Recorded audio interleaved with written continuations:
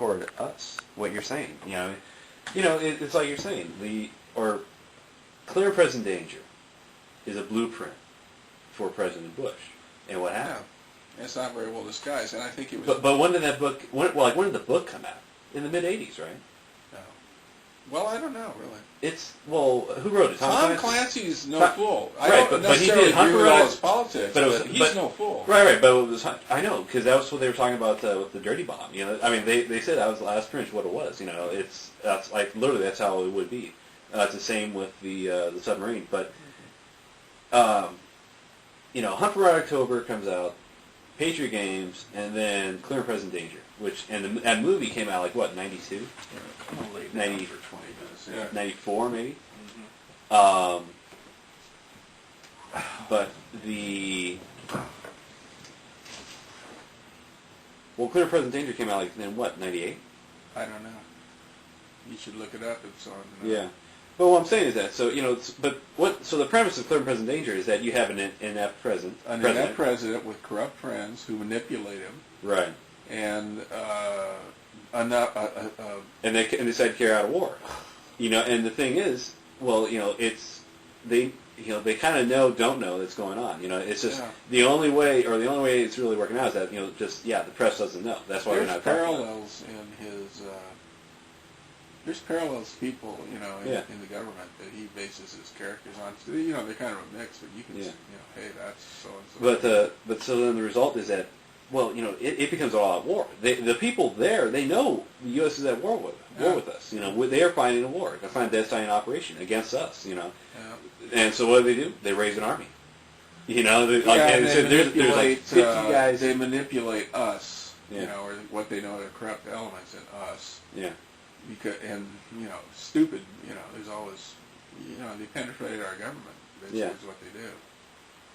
Well, who are you talking about? I'm talking about the movie. I'm talking about the movie too. The intelligence agents for the other side. Their guy. Oh, and how he has that information. Yeah, he can reach anybody. Okay, I think it's very. Well, yeah, that's intelligence. I mean, that's what they pay the guy. It's a prophetic movie. There's no. But that's what they paid the guy for was intelligence, and that's what he could deliver. And the way he knew it is that he was tapped into the same resources as the Americans, pretty much. Yeah. Because they were literally, he was looking at better material. Girlfriend who's like a CIA secretary. Yeah. Right? CIA chief secretary. Yeah. He's pumping her for stuff. He had to feed in the relationship, and that's what it is. That's what it is because he's a spy. Is really what it is. He's a spy, and he knows how to do the spy network to such a point that he has his own crew of people. He's basically he's a goddamn James Bond. He collects information. Yeah. He commits assassinations. Yeah. He penetrates. And the joke was that he's inconspicuous. Yeah. That was the biggest part. It's like enough looking to attract women, so he's he corrupts these women. Yeah, but he's small, so he kind of he's he's not threatening. People don't think of him. Yeah, because that one scene where he walks in and they frisk him, and it's just these two built bodyguards, and this guy walks in and he just looks like a regular guy just walking around, But anyways, goodness, that's just amazing to me right now that we very good movie. I just realized that now. Jeez.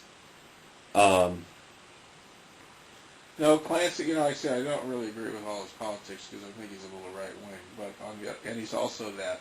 Well, it's conservative. You're right. Well, yeah. There's a certain meanness in these guys that just think they not know it all. Well, they know the hardware, and they understand a lot. They understand real politics. It's kind of what I would call a who's the guy that blew up the thing in Oklahoma? McVeigh. Yeah, he's kind of a McVeigh syndrome, kind of a. That's the way Clancy views him. Well, this I know it's better attitude. Either we got to hardline it, or we're going to have these problems, kind of thing. Yeah, there's a kind of an edginess, and the idea of negotiating with somebody who's just out of their realm. And let's face it, negotiations have prevented a lot of. Well, but they prove that. For all these situations, there was no negotiation. They couldn't negotiate. Negotiations is hard work because and actually, where they could, they did. Negotiate it, Well, no, where they could negotiate, they did. And like, remember when in Patriot games, what does he do? He goes to a pub and he finds an IRA chief, and he says, he realizes that, hey, look, I can be a real enemy of yours, you know. Well, no. He calls them out and he says, who, look, you know this guy. You know this guy. You know what this guy does. And he's basically part of your group. And look what he's done. He's put my wife and my child into the hospital. He's trying to kill me. And it's look at what he's done. There's Patriot games and there's clear and present danger. Yeah. Right. But in Patriot games, that's that's a hell of a good movie. It's an exciting thriller chase. Sean Bean. Sean Bean. Good. Sean Bean is... It's not... and it's got an intellectual side to it. Yeah. Sean Bean is kind of a neat, good main leading guy because he has this kind of dirty edge to him. No, there's a good... Because remember, that's what I dug about Sharp. Ensemble, Yeah, but that's what I dug about Sharp, is that, he comes in and he's like... he's just this rough-looking character, and it's because he's lower born. But then he becomes an officer, and he's like, well, he's got to put on the airs, and he's got to act a certain way. But he's like, nah, I just can't fucking do it, I'm not an officer. I'm not a gentleman. I'm a guy of the street, God. But he's also pretty badass.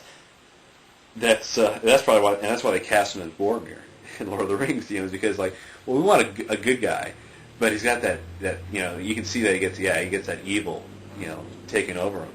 And I think he did a decent job of selling it. Oh, have you seen this? No, not that Kirby. This Kirby. This isn't Kirby's first foray into the DS world. That happened with Kirby Canvas Curse. But the cult of Kirby wasn't too pleased with that bad boy. They want their old friend Kirby, the familiar platforming Kirby, comfort food Kirby. And that's what Kirby Squeak Squad is all about. Kirby's not trying to trick you or complicate things. Kirby don't play that way. You know the drill. Running around, this away, that away, all sorts of power-ups. Just oodles of good-natured Kirby-esque fun. Kirby you've always wanted. But is it the Kirby Kirby's always wanted? Poor Kirby. Nobody's faced bigger adversity than Kirby. Not the Marshall football team. Not Pluto. Not Philip Seymour Hoffman. Nobody. Kirby just wants to enjoy a cool and creamy piece of cheesecake. Lord knows he's earned it. But life, as it does, gets in the way. Some mysterious mystery swoops by and steals Kirby. $13, yeah. You just don't do that to Kirby. Get the special edition. Now. And that leaves Kirby in his latest adventure. Get special edition that has the voices or the commentaries. And those are better, in my opinion. Or you better wait for those. This ain't no spoiler theater, but it is a power-up theater with over 20 to choose from. And these powers run the gamut. Fire, ice, swords, magic, metal, and, Cupid. Why Cupid? Why not Cupid? Now, lest we forget, this is a DS game. So Kirby. Can't you see? That guy's name is Guy Barnum. Just hypnotize me. The action is all up on the top screen. The bottom screen stores all the power-ups. The game is short. Kirby doesn't like to waste your time that way. It's not adding much to the Kirby milieu. And the mini-games are so inconsequential, we shouldn't even mention them. Even though we just did. So if you're looking for something new or innovative, this really isn't the place. It's Kirby. He's like a bowl of chicken soup from your third favorite deli. Good. Not great, but good. Kirby Squeak Squad gets 3 same old Kirbys. Out of 5. Embrace your inner demons. It's time for a nice X-Play replay.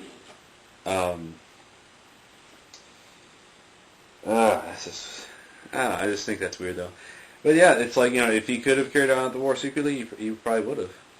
But, and in a way, that's kind of what Afghanistan was. When you think about it, it's just, there's less known about it because it's just harder to get guys in there. Ultimately, Afghanistan's a lot more important than Iraq. Yeah, well, Iraq was a mess. But, yeah. I think the war is going to get fought out in Afghanistan. Yeah. In a way, that'd be smart for us because that's a harsh environment. Half your energy is used up just fighting that environment. Yeah. And United Well, that's States why- has a lot why- of advantages. We have Well, to it's like brag. that's why they have to bribe the locals, you know, and that's why the locals will take bribes because